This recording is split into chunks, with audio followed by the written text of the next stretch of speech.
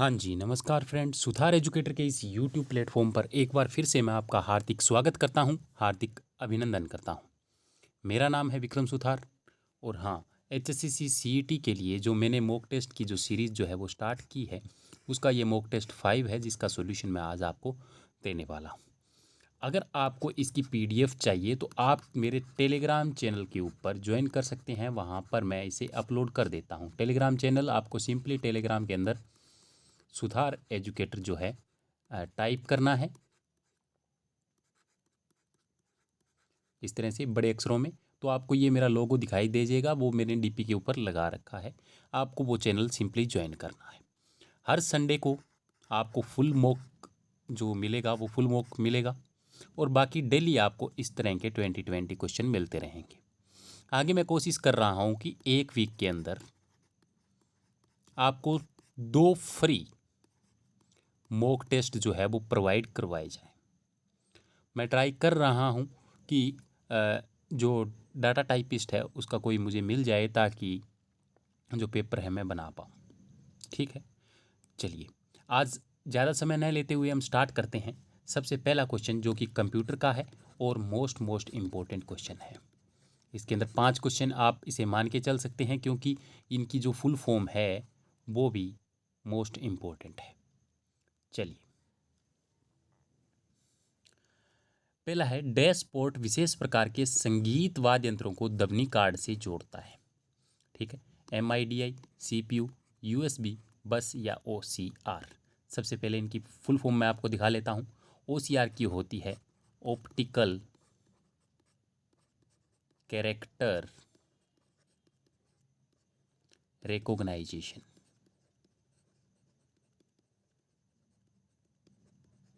Optical character recognition. बस की full form होती है,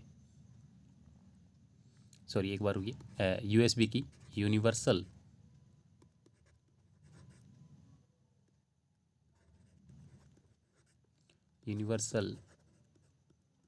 सीरियल बस। बस का मतलब होता है पाथ, आप इसे देख लीजिए, पाथ इसका मतलब होता है पाथ।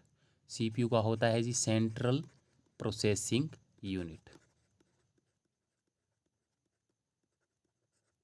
अब हमारी रहेगी MIDI, इसकी फुल फॉर्म होती है म्यूजिकल इंस्ट्रूमेंट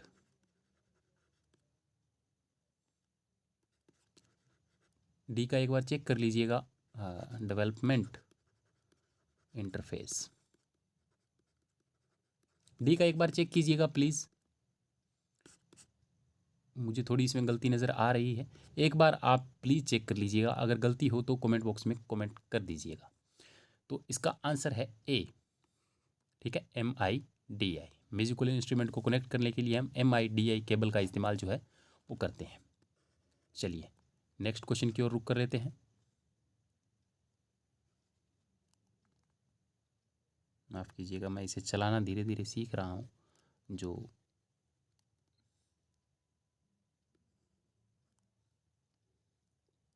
मेरा ये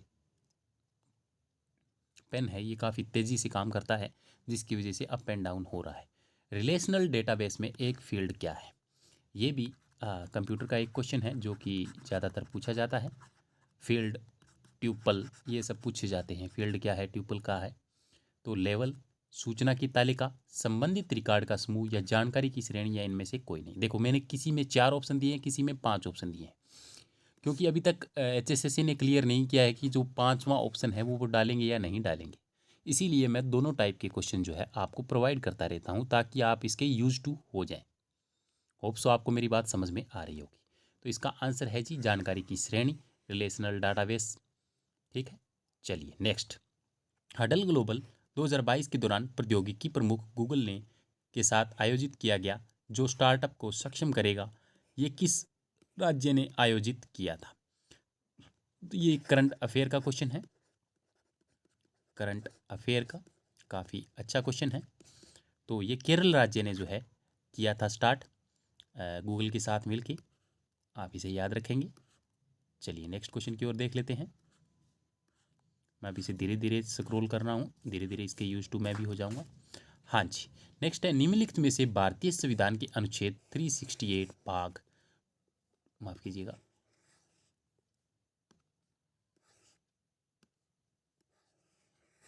368 भाग 20 में कौन दिया गया है? आधिकारिक भाषा को दिया गया है, संविधान का संशोधन किया गया है, या चुनाव, या उपरोक्त सभी? ये हमसे पूछा गया है। एक मैं आपको सिंपल सी बात बता देता हूँ कि ये मैंने डबल लैंग्वेज में इसलिए लिखा है क्योंकि मुझे कई बार हिंदी में तकलीफ़ होती है, तो कुछ लोगों को जो मेरी तरह हैं उनको भी शायद हो रही हो, तो मैंने इसको हिंदी और इंग्लिश दोनों में लिख दिया है। तो जो आर्टिकल 368 है भाग 20 का, ये अमेंडमेंट से रिलेटेड है, यानी कि संविधान के संशोधन से रिलेटेड है।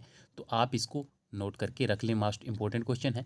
चलिए, निम्नलिखित में से किस में काले और लाल मिट्टी के बर्तन उल्लेखनीय थे? तो ये जो क्वेश्चन है ये है हमारा हिस्ट्री का, मॉडर्न हिस्ट्री का ये क्वेश्चन है। चलिए देख लेते हैं इसका आंसर क्या है। ताम्रपाषाण युग, कांस्य युग, लोह युग, या इनमें से कोई नहीं? तो इसका आंसर है जी चाल्कोलिथिक फेज। आप इसे याद रखेंगे। चलिए बढ़ते हैं नेक्स्ट क्वेश्चन की ओर। हाँ जी, ये मोस्ट इंपॉर्टेंट क्वेश्चन है, जियोग्राफी का ये क्वेश्चन है, आपकी स्क्रीन के ऊपर आया हुआ है। तो जियोग्राफी का जो क्वेश्चन है इसके में पूछा गया है अंटार्कटिका की जो खोज 1912 में हुई थी, इसे क्या कहा जाता है? तो इसे कहा जाता है वाइट श्वेत महाद्वीप, ब्लू कॉन्टिनेंट, ग्रीन कॉन्टिनेंट, या इनमें से कोई नहीं? तो इसको कहा जाता है जी श्वेत महाद्वीप। श्वेत महाद्वीप इसे कहा जाता है। चलिए बढ़ते हैं नेक्स्ट क्वेश्चन की ओर। सुई ग्लोब पर थोड़ा झुका हुआ लगाया जाता है, जिसे कहा जाता है, क्या कहा जाता है? पावियोट यानी कि धुरी, पॉइंट यानी कि बिंदु, फोकस यानी कि केंद्रक, नन ऑफ दिस, इनमें से कोई नहीं? तो इसका आंसर है ए धुरी। जो 7th का आंसर है धुरी। जब ग्लोब हम लगाते हैं तो वो थोड़ा टेढ़ा लगा होता है, इस तरह से ग्लोब जो है वो लगाया जाता है जो कि टेढ़ा होता है। तो ये जो टेढ़ी है सुई, इसको हम बोलते हैं धुरी। क्या बोलते हैं? धुरी। ठीक है, इसे हम धुरी बोलते हैं। चलिए नेक्स्ट क्वेश्चन मैथ का क्वेश्चन है, काफ़ी अच्छा क्वेश्चन है। क्या कहा गया है? चलिए मैंने पेन का कलर भी चेंज कर लिया है। तो क्या कह रहा है? 5 पुरुष या 9 महिलाएं एक कार्य को 15 दिन में कार्य पूरा कर सकती है। 4 पुरुष समान कार्य को आरंभ करते हैं तथा 10 दिनों के बाद इन्हें 9 महिलाओं में बदल दिया जाता है। 9 महिलाओं द्वारा शेष कार्य कितने दिनों में किया जाएगा? समय ज्ञात करना है। सिंपल सी बात है, हमें ये पता है कि 5 मैन इंटू में 15 दिन इक्वल टू होंगे 9 वोमेन इंटू में 15 दिन। ठीक है, मैं मान लेता हूं कि ये जो कार्य है टोटल वो कितना ही कार्य है, कितना मर्जी मान लीजिए, आपकी इच्छा है। तो इसको आप काट दीजिए, मैन बाय में वोमेन, इन दोनों का जो कार्य का जो रेशो है वो आ जाएगा 9/5। यानी कि मैन एक दिन में 9 यूनिट कार्य करता है और वोमेन एक दिन में 5 यूनिट कार्य करती है। तो इस हिसाब से मैं टोटल वर्क अगर निकालूं, यानी कि टोटल कार्य निकालूं, तो मैन का कितना है 9, तो इसमें से मल्टीप्लाई कर दीजिए 5 गुणा में 9 गुणा में 15, ये टोटल वर्क आ गया।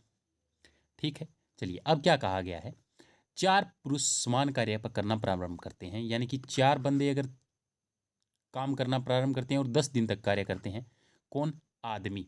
4 आदमी, तो आदमी की कितनी है 9 यूनिट, मल्टीप्लाई में 9, कितने दिन तक कार्य करते हैं? 10 दिन तक। प्लस में बाद में इसे 9 महिलाओं में बदल दिया जाता है। 9 महिलाएं, और महिलाओं का कितना यूनिट कार्य करती है एक दिन में? 5। इनटू में दिन हमें पता नहीं है कितने दिनों में कार्य करेगा, तो ये X equal to 5 into 9 into 15। तो अब ये 9 कॉमन आ गया, ये कट गया, ये कट गया और ये कट गया। 5 इसमें से कॉमन आ रहा है, 5 ये कट गया, ये कट गया और यहाँ से ये कट गया। क्या बचा? 8 प्लस में एक्स बराबर में 15। एक्स की वैल्यू कितनी आई? 7। बड़ी ही आसानी से, ये तो मैंने इतनी बार एक एक स्टेप आपको बोल के समझाया इसलिए इतना समय लगा, नहीं तो आप इसे ज़्यादा से ज़्यादा 30 से 40 सेकंड के अंदर आसानी से सोल्व कर सकते थे।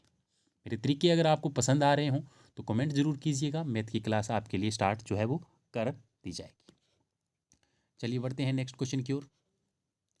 9th क्वेश्चन है, 2 वर्ष में वार्षिक रूप से संयोजित 15% वार्षिक दर पर 45 रुपये की राशि प्राप्त चक्रवर्ती ब्याज कितना होगा? सिंपल सी बात है, आप इसको बड़ी आसानी से निकाल सकते हो। देखिए कैसे करूँगा मैं, 15% वार्षिक दर के हिसाब से है, तो इसको काट दीजिए 3/20। ठीक है, 3/20, 20 और 3 23, यानी कि 20 का कितना बनेगा, 23 बनेगा। फिर 20 का कितना बनेगा, 23 बनेगा। दोनों को मल्टीप्लाई कर दीजिए, 400 का कितना बनेगा, 529 बनेगा। ठीक है, एक तरीका तो ये होता है। दूसरा तरीका और देख लीजिए, आपको मैं समझा देता हूँ, जो मैं करता हूँ मोस्टली। बाकी लोग तो ये करते रहते हैं, पर मैं इस तरीके से कई बार गलतियाँ होने की जो संभावनाएं हैं वो ज़्यादा होती है, इसीलिए मैं जो तरीका लगाता हूँ वो देख लीजिए आप।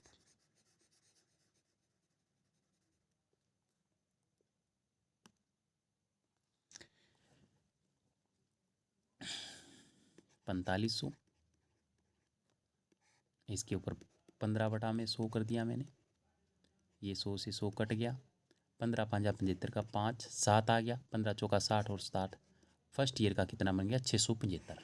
सेकेंड ईयर का भी कितना बनेगा, 675। अब इसका 15/100 और कर दीजिए आप। ठीक है, चलिए अब इसको मल्टीप्लाई करिए, 15 5 75 का 5 आंसर गई 7, 15 चौका 60, 15 7 15 छिका 90, 15 7 105 और 105 और 7 112, 2 आंसर गई 11, 15 छिका 90 और 11 101 और 2/10 इतना आ गया। ये आ गया सेकेंड ईयर का ब्याज। ठीक है, चलिए अब इन दोनों को जोड़िए, 675 जोड़िए, फिर 675 जोड़िए और फिर 101.25 जोड़िए। तो ये तो कन्फर्म हो गया कि जिसमें 0.25 है वो आंसर होगा। इसमें 0.25 है, इसमें 0.25 है, दोनों में से देख लेते हैं आंसर किसका आ रहा है। 5 5 10 और 11 का एक आंसर गई 1, 7 और 7 14, 15 और 16 आंसर 6, आंसर गई 1, 6 6 12 और 1 13, 1361.25। तो आंसर इसमें से कौन सा आना चाहिए आपके हिसाब से? मैंने कहीं गलती कर दी क्या? 6 6 12 13 13.5, हाँ जी मैंने गलती कर दी है कहीं ना कहीं, देख लीजिए दोबारा। 5 और 5 10 1 11 आंसर गई 1, हाँ जी गलती बिल्कुल कर दी है। 7 और 7 14 और 1 15 का 5 51 आएगा यहाँ पर, और यहाँ पे बन गई आंसर 6 और 6 12 और 1 13 1 14, 1451.25। हाँ जी, ए इसका आंसर है। माफ़ कीजिएगा, थोड़ी गलती हो गई थी कैलकुलेशन में। ठीक है, चलिए बढ़ते हैं नेक्स्ट क्वेश्चन की ओर। निम्न में से कौन सी फसल जो है अधिक और कम तापक्रम के कारण कम फलत होती है? बैंगन की, टमाटर की, मिर्च की या भिंडी की? तो सिंपल सी बात है, भिंडी की। भिंडी की फसल को अगर अधिक और कम तापक्रम मिलता है तो वो ख़त्म हो जाती है। चलिए इसी के बेस, ये जो एग्रीकल्चर के ऊपर बेस्ड क्वेश्चन है इस तरह के आते हैं। वैशाली बदू एक प्रजाति है प्याज की, भिंडी की, लहसुन की या मिर्च की? तो ये भिंडी की एक प्रजाति है, आप इसे नोट करके रख लीजिएगा। नेक्स्ट क्वेश्चन केमिस्ट्री का क्वेश्चन है, जिसे आप बोलते हो रसायन विज्ञान। केमिस्ट्री का question, my favourite subject, I am MSc in chemistry, inorganic chemistry specialisation के अंदर हूँ मैं। चलिए, हैवी वाटर का रासायनिक सूत्र क्या है? तो ये है जी D2O। D2O हैवी वाटर का जो है रासायनिक सूत्र है। चलिए नेक्स्ट क्वेश्चन की ओर बात कर लेते हैं हम। ये क्वेश्चन 13 और 14 आप खुद आसानी से सोल्व कर सकते हैं, तो मैं यह आप लोगों के ऊपर छोड़ रहा हूँ, क्योंकि रीजनिंग के क्वेश्चन है, ये इनकी प्रैक्टिस आप करते ही रहते हो, बहुत अच्छी बात है। Next question, India can surely become the world skill capital but not with what they are trying to do now. It has been doing for last 1 year or it is doing right now या they have done in recent past. तो इसके अंदर कौन सा जो option है हम इनको जो रिप्लेस कर सकते हैं? इसके अंदर अंडरलाइन करना था, वो अंडरलाइन मुझे करना नहीं आया तो मैंने बता दिया। तो what they are trying to do now, इसके ऊपर माफ़ कीजिएगा, इसके ऊपर पूछा गया। ये अंडरलाइन है, ये अंडरलाइन मैं कर देता हूँ इसके बीच में। तो इसका आंसर क्या हो सकता है? तो इसका सेकंड या थर्ड आंसर में है, तो ये रहा। बोथ सेकंड एंड थर्ड इसके आंसर जो है आ सकते हैं। इंग्लिश आपको प्रैक्टिस करनी पड़ेगी, तभी आपको अच्छे से आनी स्टार्ट होगी। प्राचीन काल में हरियाणा के अन्य नाम से जाना जाता था, ब्रह्म प्रदेश, ब्रह्म की उत्तरवेदी, ब्रह्म ऋषि प्रदेश या सभी से।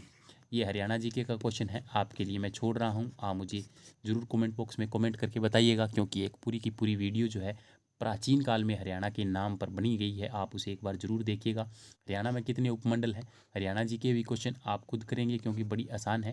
हरियाणा का राजकीय खेल क्या है, कुश्ती है, कैरम है, चेस है या शतरंज है। ये भी हरियाणा का है कुश्ती। और आपको मैं बता दूं कि हमारा जो राष्ट्रीय खेल है भारत का वो है कबड्डी, माफ़ कीजिएगा हॉकी। कबड्डी क्या, हॉकी, कबड्डी तो पंजाब का राज्य खेल है। यदि आप सिग्नल को कम करें बिना नेटवर्क की लंबाई का विस्तार करना चाहते हैं तो आप किसका इस्तेमाल करेंगे, रिपीटर का, राउटर का, गेटवे का या स्विच का, या इनमें से कोई नहीं। तो ये कंप्यूटर का बहुत ही अच्छा क्वेश्चन है। आप सभी के फंक्शन जरूर लिखेंगे, रिपीटर, राउटर, गेटवे और स्विच का। ये बहुत बार पेपर में पूछे जाते हैं और हो सकता है आपको इसी बार इस पर क्वेश्चन देखने को मिले। तो आंसर है इसका रिपीटर। 20th क्वेश्चन देख लीजिए, आपके स्क्रीन पर है। निम्नलिखित में से डेटा ट्रांसफर का सबसे तेज माध्यम क्या है, coaxial cable, untwisted wire, telephone line या फाइबर ऑप्टिक्स। बिल्कुल डी आंसर है optical fibre cable, OFC, optical fibre cable सबसे तेज माध्यम है डाटा को ट्रांसफ़र करने का। तो आज के लिए इतना ही।